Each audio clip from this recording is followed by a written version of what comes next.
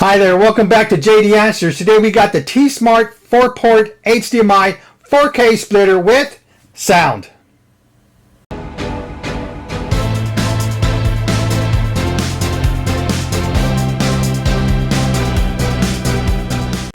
Thank you for coming back. Let's go ahead and jump right into this. Let's go ahead and start with the unboxing of the Tesmart splitter. Okay, now let's check what we get in the box.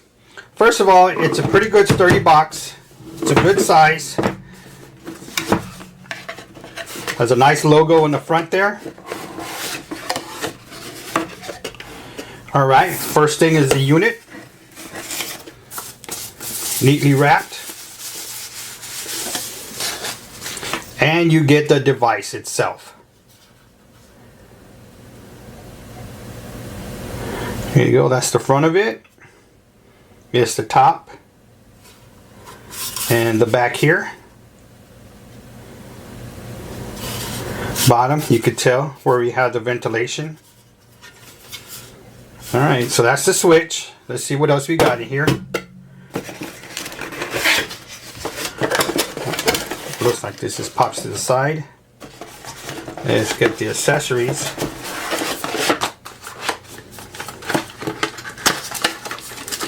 Go ahead and open that up. You get the remote. Just remember, it does not come with a battery, so you will need to purchase a battery separately from this. And let's see, I believe it's a 2025 if I'm right. And let's see, and you also get a power cord. Some of the budget HDMI splitters, they come with the micro USB, but this is actually a power cord that goes to it. That's pretty good. Then that's pretty much it. As you can see, there's about a good almost 2 inches of spacer there for the DAS cam. I'm sorry, for the splitter. And when you put everything back, it has a good space, so in case any, for no damages during the transport. So pretty good packaging. Well, the one thing I liked about this so far is the power cord. Most budget HDMI splitters come with the micro USB power cord, which is great, but when you're trying to toggle in between sources, it takes a little bit longer. Now, if you're new to this channel, go ahead and hit that subscribe button, select all notifications for all upcoming videos. The items I have today will be listed in the description down below for purchase. If you have any questions at any time, please list in the comment section down below. So when we get the splitter, alright, now I got the one in black. It does come in a gray and it also comes in a red. So depending on your color scheme in your room or your office or your living room, you get to choose between the colors you like. So that's one good option that I like from there. Let's go ahead and start with the HDMI here on the top. Great, it says HDMI. But remember, this is a 4K at 60 Hz, so this is a 2.0 above compliant. Just be careful with the older cables you have. You may have a 1.3, a 1.4, which probably can do 4K, but it's not going to do it at 60 Hz, or the resolution ain't going to be to the maximum. So you got to be careful with that. Make sure your cables are 2.0 compliant. Because if you have this device, you have your TV that's a 4K at 60 Hz, and your game consoles, or whatever you're streaming, you're not going to get the full quality off of it unless you match up that HDMI cables with the product. And this one's at 4K at 60 Hz. So if your TV is running at 4K at 60 Hz, that means it's constantly changing 60 times a second. So it's 60 frames a second that it keeps changing and changing and changing for the maximum quality resolution. But before we move on, let's go ahead and check on this 60 Hz here. All right, let's check other devices that require the 30 Hz or 60 Hz. Let's see which one they are. I have a chart here that can help you. Okay, we got Netflix that has a 24 to 60 frames per second. Amazon is about the same. Some Blu-ray movies are 24. YouTube runs at 30 at 60 frames per second. Cable boxes are about between 25 and 30 to 60. Now, if you look at your right side where we get the refresh rate over here, you have your Xbox One, Xbox Series that runs from 24 to 120 Hertz.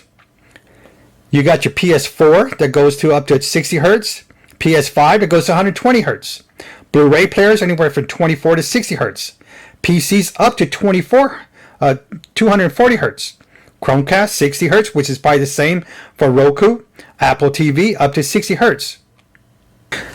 So this device is going to be compatible with all that you have there. So you're not losing any quality with this device. It can't keep up with it. Then it has a 4x4x4. To explain this in simple terms, let's just look at a chart. If you see the subsampling, and we'll see what kind of impact it does for it. For PC, it runs at a 4x4x4. It's a major impact. Because most of the time for PC, if you're going that much, you're probably either watching movies or you're playing video games. Which the next one is movies. And you can see it's 4x2x0. Not really much of an impact. You got video games, 4x4x4. Minor impact, but when you're a gamer, this is a major impact. So you want the highest quality.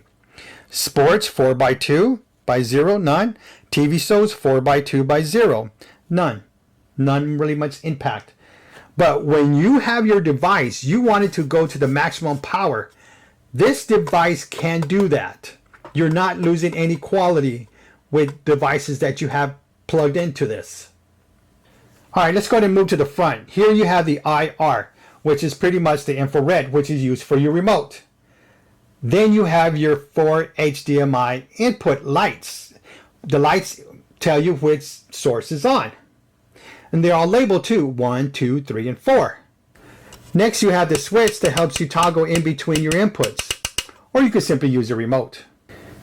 Then you have your audio side, which you got the 5.1, 2.0, auto, and again, the switch that helps you toggle in between. And we'll get to this later. Okay, now let's get into the audio side here. Let me show you this chart that what I have. It supports audio through output, optical, or left and right aux interfaces. Supports for HDR10 and Dolby Vision. Supports Dolby True HD, DTS HD Master, Dolby Digital, and AC3 audio transmissions. And then you have the power switch. Turn it off and on. Now on the side you can see there's vent hoses on each side, and there's also in the bottom for better ventilation. Now when we go to the back, you have your port for your power cord. You have your HDMI selectors. You got 4. Each HDMI selector is gold plated, and this provides resistance against corrosion. Then you have your output. Again, it's also gold plated. Then you have your S/PDIF port, and then you have your audio LR port.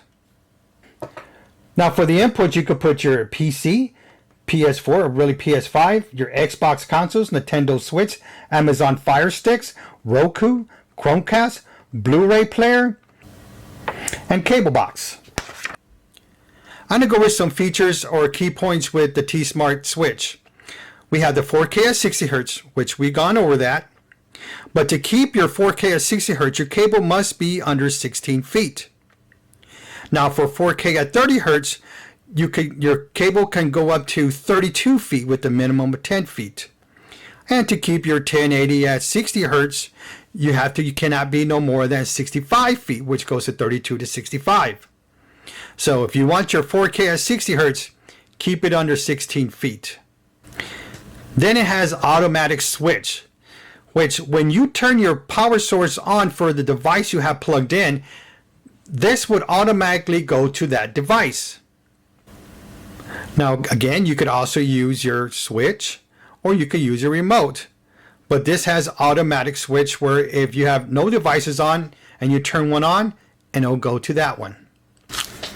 Then you have your remote control, which the M lets you switch to the next input port. P lets you switch audio mode. 1, of course, is for input 1, 2 is for input 2, 3 is for input 3, 4 is for input 4. Now the other buttons have no reference on this, so those you could just skip. It's just extra buttons for other devices that the remote control is also used for. Next you have ED ID Manage, which is a great feature because when you have a budget HDMI splitter and you're toggling to the source you want and it doesn't get there, it's because it doesn't have the ED-ID manage. This pretty much lets the input talk to your output. Let's go to the example. It's pretty much you see a TV talking to the streaming device. This is, hey streaming device, I'm an LG and I support 4K, 1080p, 720p, etc. And the other one, the Apple streaming device says, hey, my power is pretty much 1080p. Great. We work together and the connection is made. Now without this ED-ID manage, as you can see on this next frame, when you go after switching, it's not there. It's because the EDI manage didn't tell the source to the output what was together. With the ED-ID manage feature, this makes your connection faster and a more accurate connection. Next you have Dolby True HD sound, which pretty much when they're making their movies or the concerts and they're at the studio, the sound that they're making there, you will get at your device with the Dolby True HD. Next, you have the HDCP 2.2. This is pretty much standard now for a lot of the latest technology, from TVs to Blu-ray players to consoles. It all needs this HDCP because it's creating a secure connection between your input and output. And it pretty much does a lot with copywriting. So all the technology coming out now has this HDCP 2.2 and this device supports it. Then you have the HDR10, which is pretty much if you're not upgraded to the 4K 60 Hertz or 4K TV and you have a high definition TV, you're not going to lose any quality. It is going to support that. And then of course the audio port from left and right. Let's go through some specifications we haven't talked about. It is HDCP compliant, which is really a 2.2 HDMI. The data rate is 18 gigabytes per second, which in the HDMI field, this is a premium. The maximum resolution is 3840 by 2160. And the audio supports, again, surround sound up to 7.1 channel or stereo digital audio. For your input, you got HDMI type A. For your output, you got HDMI type A, auxiliary for LR audio, and you also got your SPDIF audio out. It is made with aluminum alloy metal. For operating or storage temperature, it goes to 0 to 70 degrees or negative 40 to 85 degrees. One of the good things I like about this also is that all the cables are in the back. There's nothing in the front. It's all in the back. It makes hiding your cables easier and it's better cable management. So all your sources, your inputs and outputs are all coming out one way. And you can hide them behind your console, you hide them behind your computer, your desk, whatever you have. And then all you're going to see is just the front and that's it. All right, let's put this to a test now. Let's get some demonstrations out there. We're going to be using gaming consoles. We're going to be using computers, laptops. We're going to be using Roku sticks, Blu-ray players. For the output, we'll be using a monitor and a 4K TV. And for all you gamers, we're going to attach this to an Elgato capture card using Streamlabs and OBS software. You have any questions? Leave them in the comment section. Now let's get to those demonstrations.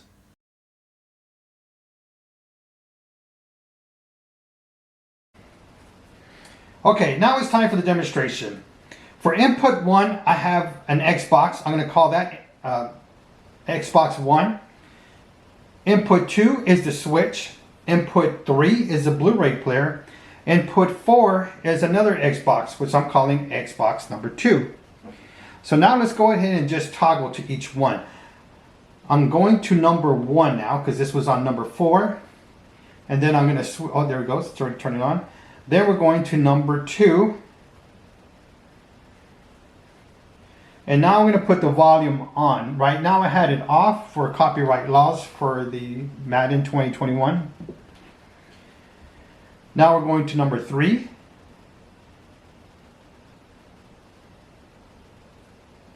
There it goes. Now we're going to number 4. There it is. Now from this point, we're going to toggle to each one again.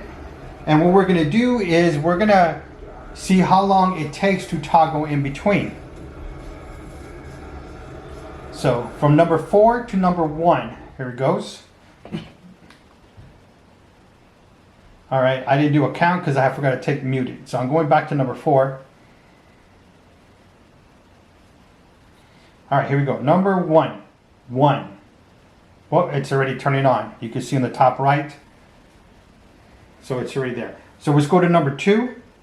The switch. 1, 2, 2. It is. Now we're going to number 3, which is the Blu-ray player. 1, 2, 3. And it's 3 for the Blu-ray player.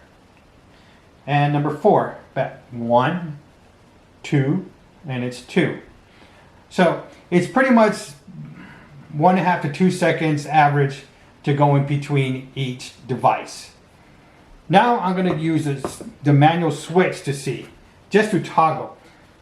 As I'm going through this, just pay attention to the blue lights that are flickering back and forth to each input.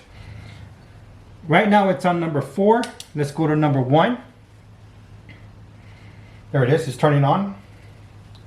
Number 2. There it is. And number 3.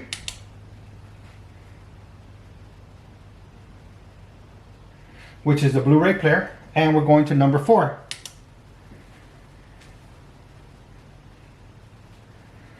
All right. Now what we're going to do is we're going to go to the DVD, which I'm going to go ahead and press number 3 on the remote.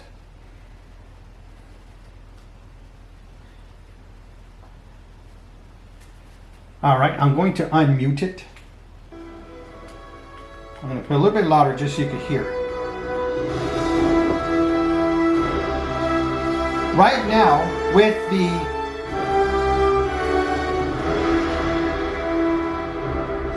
Right now on the audio side, it is at 2.0. I'm going to switch it to 5.1. And just notice the difference in sound.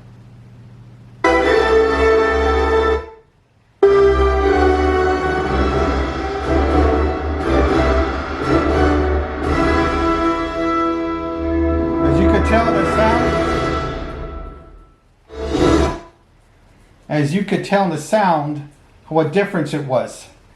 I'm going back to the 2 channel and get it lowered from there. So right there you could tell already where with a 2 channel, the way it sounded, and we went to the 5.1, how that was a dramatic increase in the sound.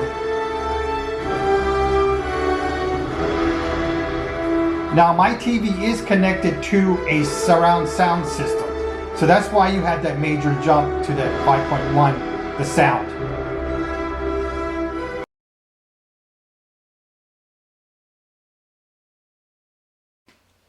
Okay, for this next demonstration, we're going to have a Roku stick and a laptop. Even though this TV is a Roku TV, but we're still going to use to see if the device works in there.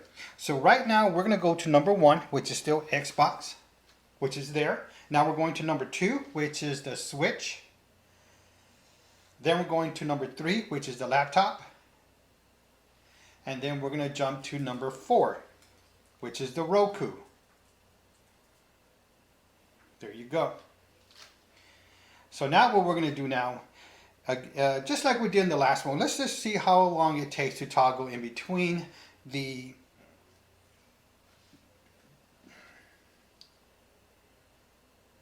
laptop and the Roku stick.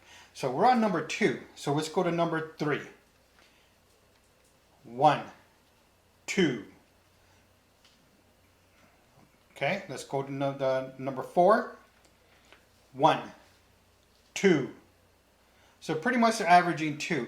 The one that literally took the longest, I think was 3, almost a 4, was the Blu-ray player. So now you can see it still works with a laptop or it still works like the Chrome stick, Amazon stick. You saw this, the Roku one. It works the same way. And again, no problems with any quality of the picture on that. So now what we're going to do is we're going to do a conference style of laptops.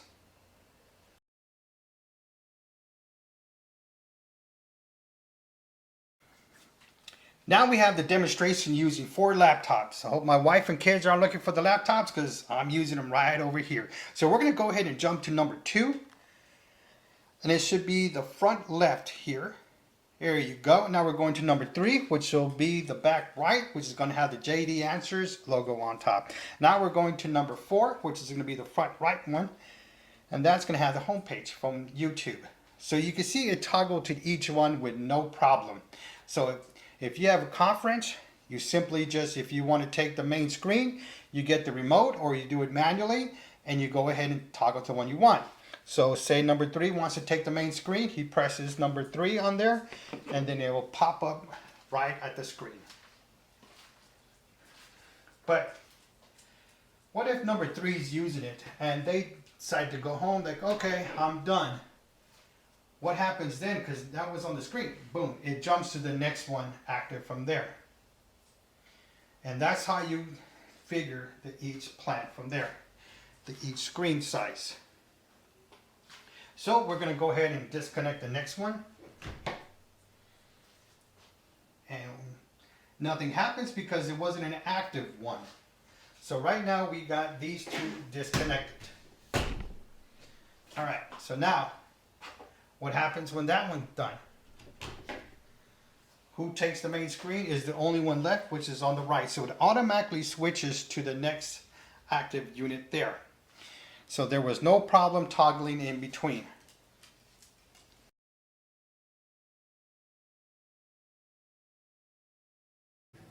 Okay, now we're back and I have my laptop connected to the HD60 Elgato capture card, which is connected to the HDMI switch, which has also the audio connected to it here. And then from there, it goes to the Nintendo Switch to the Xbox. So now what we're going to do is we're going to do some gameplay, and we can see how it goes with it. Now we're just going to toggle back and forth. Right now you got the Nintendo Switch, and then you see me going in there. Now I'm going back to number 4, which is the Xbox, and we're going to see some of the gameplay there as well. All right, here we go. My hands are up. And I'm going to try to see you at the same time. Right. Left, right, up, down. We're going to do some walking. And you can see there's no lag time in that. All right, now let's go back to number 1. Here we go. We're going to play the game here. Here we go. You can see my hands, how they're going left, right, left. And you can see there is no lag time with this. And again, I am using the computer speakers as the left and right function. Turn them off. Go back on.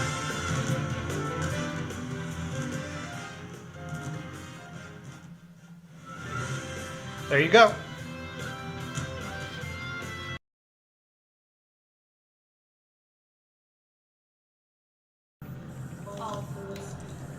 Okay, this is OBS software, so now we're going to toggle back and forth to number 1, and you can see how fast that toggled.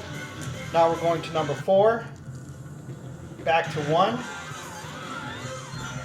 Alright, now let's do some gameplay in there. Let's try to turn him around, get him to the right area, which is probably still not going to. And you can see the gameplay, no lag time. Sorry, let me lower that volume. All right, now we're going to go to number 4, which is the Xbox. And you can see my right and left turn. Walking straight. And this is Cyberpunk here. All right, there you go. It has the OBS software with the Elgato capture card using this splitter. and it worked with Streamlabs as well. Alright, so what did you think about those demonstrations? You still have questions? Leave them in the comment section down below. If this video was helpful, give me that thumbs up because I appreciate that from you. And don't forget to hit that subscribe button and select all notifications for all upcoming videos. Just a reminder, all the products are linked in the description down below for purchase. Thank you for watching, and don't forget to subscribe!